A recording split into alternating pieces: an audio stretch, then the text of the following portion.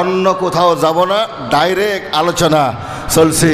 ওয়ামা তাওফীকি ইল্লা বিল্লাহ আলাইহি তাওয়াক্কালতু ওয়া ইলাইহি উনীব। আল্লাহ আল্লাহ অন্তর কাঁপে ডহরে রে, মরার সময় পালাইব কার ঘরে। আল্লাহ আল্লাহ আল্লাহ আল্লাহ আল্লাহ আল্লাহ অন্তর কাঁপে ডহরে রে, আজরাইল আসলে পালাইব কার ঘরে।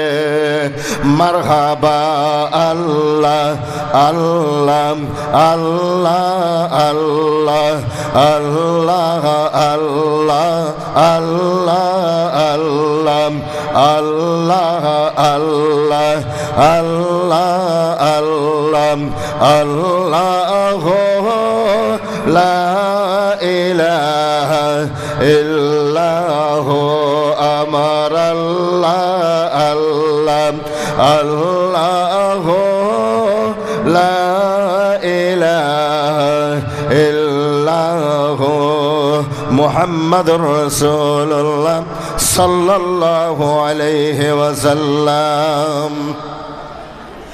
একদম মনোযোগ দিয়ে কথাগুলো শোনার জন্য সকলকেই উদাত্ত কণ্ঠে আহ্বান জানিয়ে আমি আমার আলোচনার দিকে চলছি। আল্লাহ পাক কবুল করুক। সবাই জোরে বলুন আমিন। আরো জোরে বলুন আমিন। কবি ডাক দিয়ে বলেন, মাওলানা জালালউদ্দিন রুমি রাহেমাহুল্লাহ ডাক দিয়ে বলেন, এক জামানা এক জামানা সোহবতে বা আউলিয়া, এক জামানা সোহবতে বা আউলিয়া, বেহতর হাজে সদ সালাত বেরিয়া। মাওলানা জালালউদ্দিন রুমি রাহেমাহুল্লাহ গোটা বিশ্বের সকল ওলি আল্লাহ প্রেমিকদেরকে ডাক দিয়ে বলেন, ও দুনিয়ার মানুষ, আল্লাহ প্রেমী মানুষ, মুমিন মানুষদেরকে লক্ষ্য করে বলেন, এক জামানা কারে বলে? এক জামানা কারে কয়? 12 বছর বলে না। এক জামানা তবে কারে? 12 মাস। 12 বছরের নাম বলে না, 12 মাসের নামও হবে বলে তাও না, 12 দিনের নাম 12 দিন হবে বলে তাও না, 12 ঘন্টা হবে বলে তাও না, 12 মিনিট হবে বলে তাও না, 1 মিনিট হবে বলে তাও না। তাহলে এক জামানা কারে কয়? আল্লাহর ওলি ডাইকে কয়। এক জামানা সময়টুকুন বর্ণনা দিতে গিয়ে মাওলানা জালালউদ্দিন রুমি রাহিমাহুল্লাহ বলেন, চোখের একটা পলকে 70 ভাগ করিয়ে তার 1 ভাগ যতটুকুন সময় হয়, ওই সময়টুকুনকেই এক জামানা বলা হয়। জোরে বলেন সুবহানাল্লাহ। আল্লাহর ওলি বলেন, এই সময়টুকুন যদি আল্লাহর কোনো বান্দা আল্লাহর ওলির দরবারে বসতে পারে, 1 মুহূর্ত সময় যদি বসতে পারে, মাওলানা জালালউদ্দিন রুমি বলেন, এই সময়টুকুন যদি কেউ আল্লাহর ওলির দরবারে বসতে পারে, তাহলে 100 বৎসর দাঁড়ায়া দাঁড়ায়া নফল ইবাদত করা রিয়াবিহীন ইবাদতের চাইয়ে বেশি সওয়াব আল্লাহ তাদের আমল নামায় দিবে। একটু জোরে হোক সুবহানাল্লাহ। আওয়াজ দিয়া নারায়ে তাকবীর। আর জোরে নারায়ে তাকবীর। কথা বোঝা যায় কি?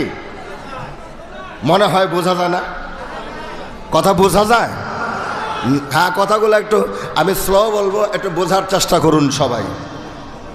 আসলেই অলির দরবার, এটা আমরা মাদ্রাসার বাৎসরিক অধিবেশনে মাদ্রাসার কিছু কালেকশন আপনাদের কাছ থেকে নেওয়া হয়, যেই মাদ্রাসার কালেকশনগুলোর উপরে মাদ্রাসা তো নির্ভর করে, কিন্তু আসলেই এখানে যা আল্লাহর ওলির ভক্তরা যারা এসে গেছে, অ্যাকচুয়ালি তারা আল্লাহর ওলির মহব্বতেই এসে গেছে, ঠিক কিনা বলেন? জোরে বলেন।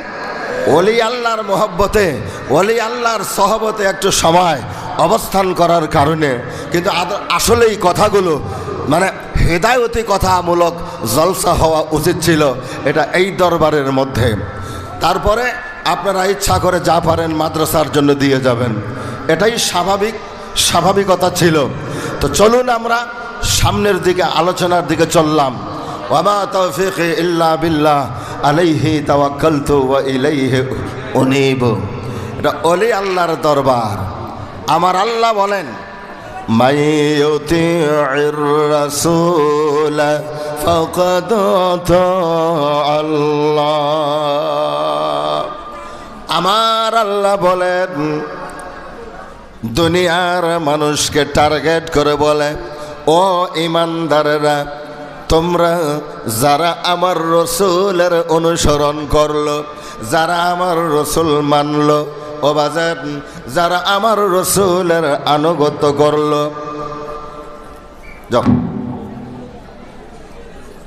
যারা আমার রসুলের আনুগত্য করলো, ফাকাদ আতা আল্লাহ, ওই ব্যক্তি যেন আমি আল্লাহর আনুগত্য করেছে।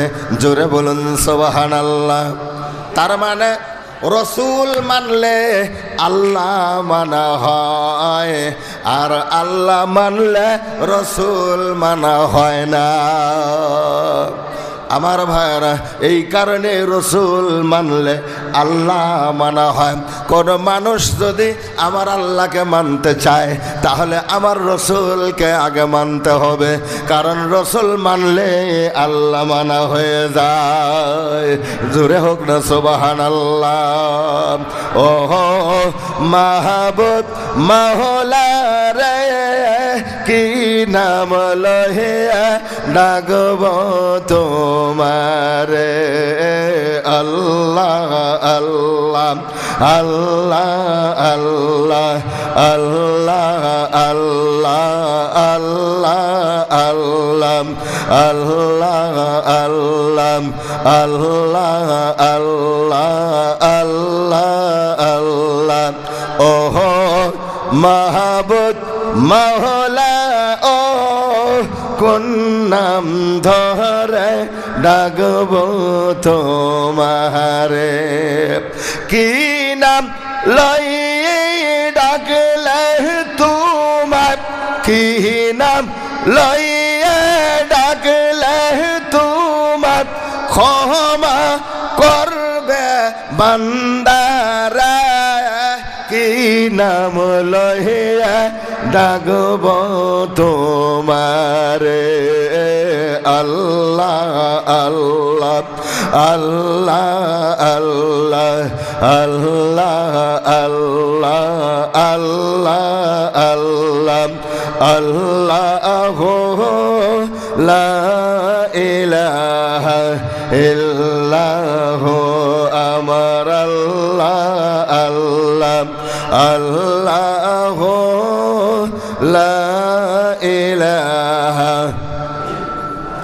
মাওলানা জালালউদ্দিন রুমি বলেন, ঘর তো খাহি হাম নশিনি বা খোদা,